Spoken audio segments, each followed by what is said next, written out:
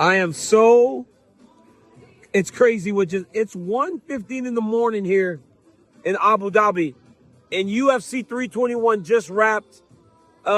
This is my post-fight reaction video brought to you by Total Wireless, the official wireless provider of UFC. They are in your corner with unlimited 5G data that will not slow you down.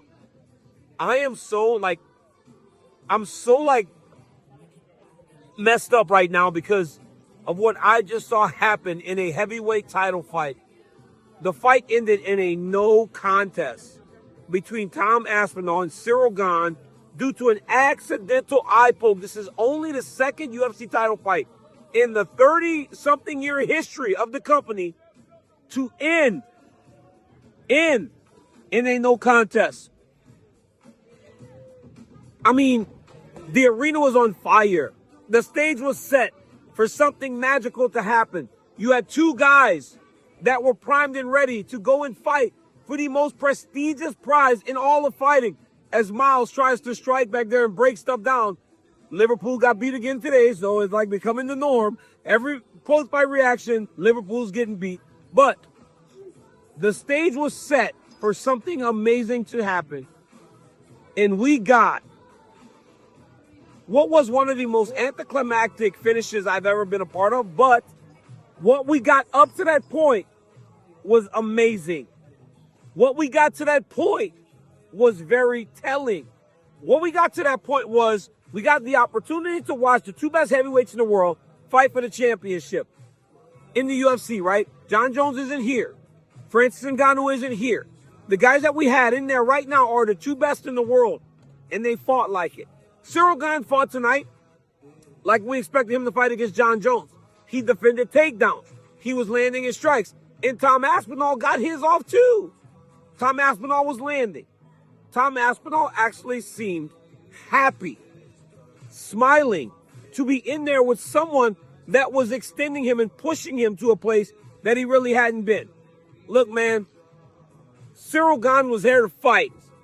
From the very start of this fight, you recognize that Ciryl wasn't going to be on his bike like we have seen him in some of his more recent fights.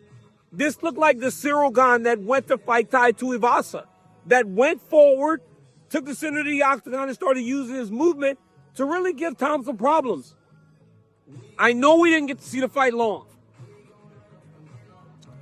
but in what we saw, that was going to be the toughest fight of Tom Aspinall's career. And I can say that very confidently because I saw him with his face, nose all bloody from a jab of Ciryl Gane, who landed it multiple times over the course of that first round. I saw Tom Aspinall land some nasty stuff too. I saw him landing some jabs of his own. I saw him landing some kicks. I saw Tom Aspinall throw a high kick. I've never seen him throw a high kick, and it's partly because he's never had to throw a high kick. There are layers to these guys' games that we have to find only when they're fighting someone that not only deserves to be in there with them, but can extend them to a point where they have to use all of their weapons. Tonight, Tom was kicking more. He was trying to wrestle more. He was doing so many things differently because he had to. Unfortunately, Ciryl Gane seemed prepared for all of that, and he was fighting better than we have seen him fight in a long time. A no contest in a heavyweight title fight feels like something was left on the table. But it does open up opportunities for us to get this on what might even be a bigger stage. We could reschedule these guys for January. The first big Paramount card, if Tom Aspinall is okay. You put the heavyweight title fight on there. You want to start a new deal? That's how you start a new deal. I was just in the back. Ciryl Gane was very emotional, guys. He was crying because of a missed opportunity. I spoke to his coach, Fernand Lopez, which will be at the end of the interview, so stick around. And he shared his thoughts on what was happening, and I will speak to Tom's coaches also. I saw Tom Aspinall.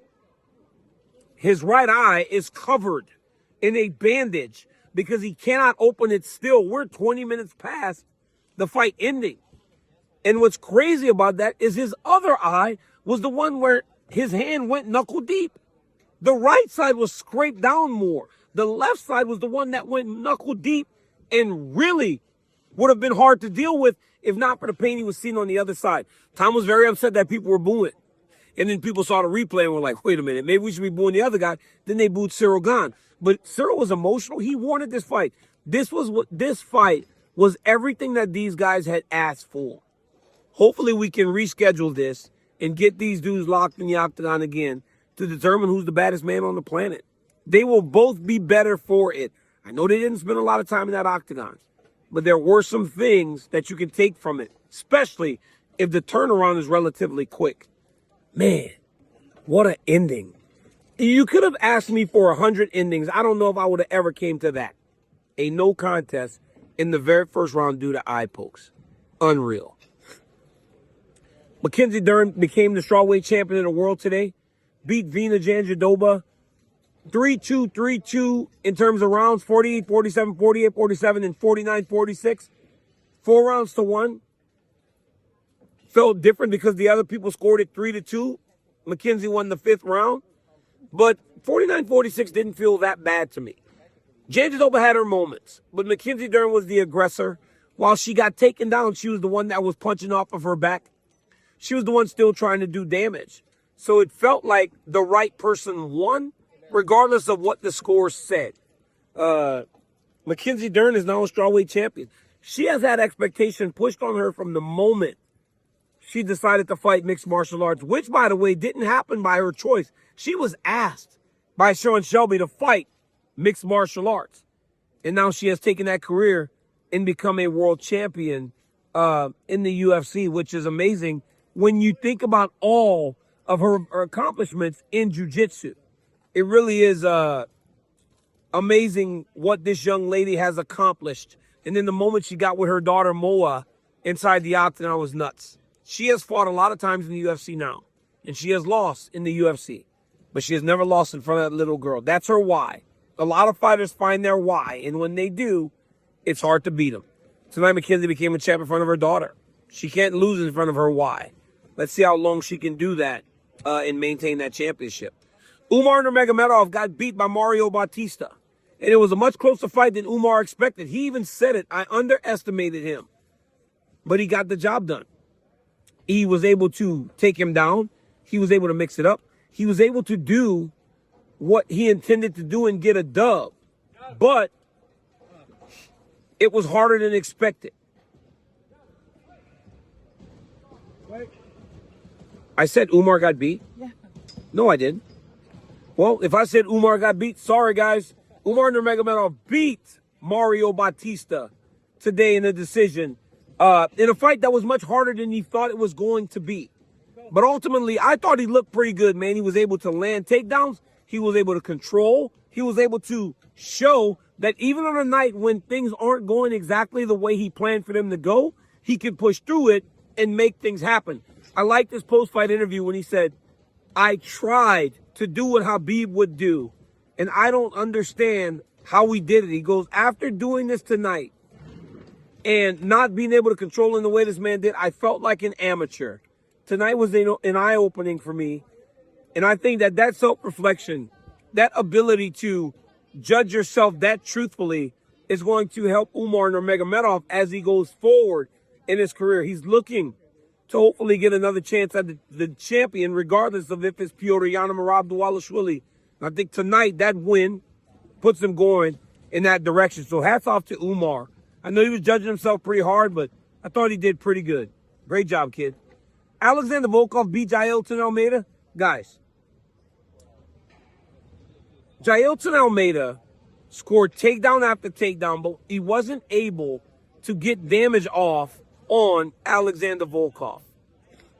I said something about Jailton Almeida this week when I was speaking to Tom Aspinall, and I want to apologize to Jailton because I didn't mean that. I was talking about how he's not necessarily fighting, he's grappling, right?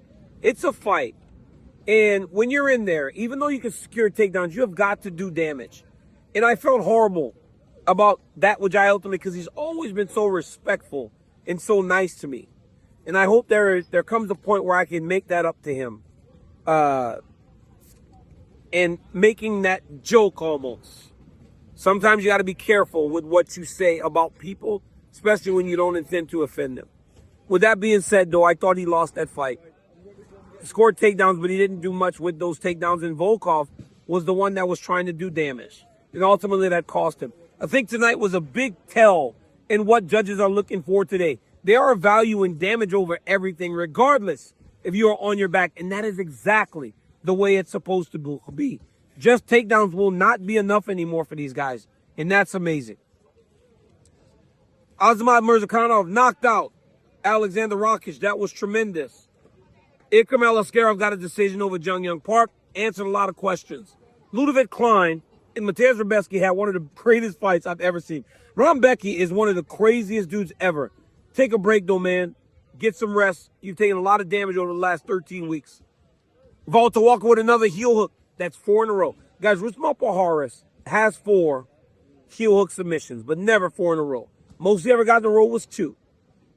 Big Walter just killed that and said he wants to fight against Hamdi Abdul-Wahad, who he said beat up on Black Peppa Pig. Talking about Chris Barnett, which is actually the most ridiculous thing ever.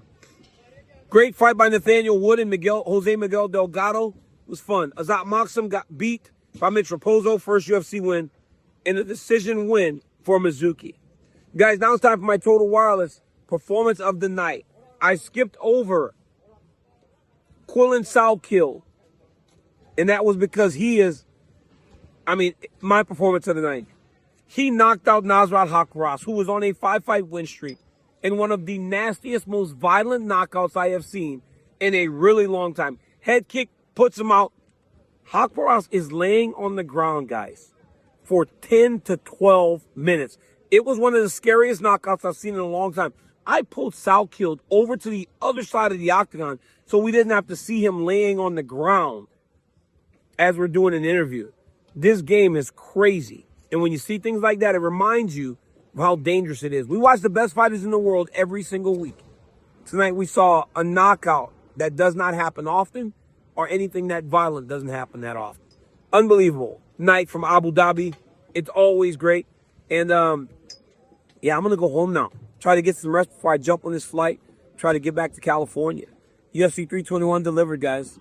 Until we get to New York City, like, subscribe, and tell your friends about my YouTube channel. I'm doing this, giving you access and talking to the fighters. Like I said, stick around. Talk to Fernand Lopez and all the coaches. Till next time. No contest in the UFC title fight. Unbelievable. Till next time. Peace. Fernand Lopez talked to me about the disappointment of the fight. Your guy was fighting well, man. He was fighting well, and the unfortunate eye poke ends the fight. What were you guys thinking watching that first round, and how quickly would you like to try and put this fight back together? As soon as possible. Ciryl looked good there. Like for us, everything was going as planned. Absolutely planned. And unfortunately, that's it. Yeah, the fight game, right? If you can see. If you can see, you can see. There's nothing we can do about it. But again, so disappointed. So disappointed. Ciryl was very emotional whenever the fight was called off, no contest. Because today, he knows that was his day. Today, he knew that he will out-wrestling this guy. He knew that. Coach, I hope we put this back together. It was very clear we're watching the 2 best heavyweights in the world. You guys did a great job of preparing them. Seems like you'll get another chance to do that. Thank you, DC. I'm here with Jason Perillo, another champion. Hey, let me tell you something. You quietly be getting some champs down there, huh? That's what I do. I keep under the radar, baby. Yeah. You got to stay under the radar. Congratulations, Coach. How gratifying is it to see Mackenzie, who since day one has had expectation put on her, finally become a world champion? It's a blessing. It really is. You don't understand how excited I am. There's a lot of pressure on Mackenzie coming to MMA. Everybody expected, she coming into the UFC, they already said she's going to be champion. And there's been a lot of hurdles over the years, obviously, because you got to learn how to fight. People always don't take that into account. Just because you can tie people up in a pretzel doesn't mean you can fight completely, right? And she's had to learn to be a well-rounded fighter, and she's there now. Go ahead. Her striking, right? Like you told her, don't worry about loading up. Just touch her. Just touch her. Did you guys feel like you won 4 of the 5 rounds, or did you feel like 3-2, 5th round determining the fight was what you thought the fight should have been scored? I just feel like we win everything, every round, every minute, every second. No, I mean, listen, I knew it just depends on how you're judging it. Even when Verna was taking her down, I felt, obviously when you're on her back, judges tend to score the person on the back as losing, but I thought Mackenzie was winning. I thought she was elbowing, I thought she was striking, I thought she was doing more damage than Verna was. So for me, I really could score it for Mackenzie every round. I really could. 4-1 maybe. I know there was a close round in there. You know how the brain gets, you get a little foggy in remembering it. Yeah. But just to keep her on her best P's and Q's, I told her that we're 2-2 going to the fifth. Just to make sure that she solidified that fight, won the fifth round. Yeah.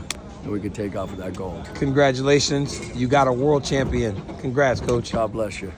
What about this? Your daughter's a world champion. How excited is that? It's very exciting, man. Oh, my God. Wait all these years for this moment, right? How are you not crying? How did you not cry? No, man. I cry. You need to hold your emotions, right? Sometimes, right? Kind of think. But I cry a little bit, because it's so much.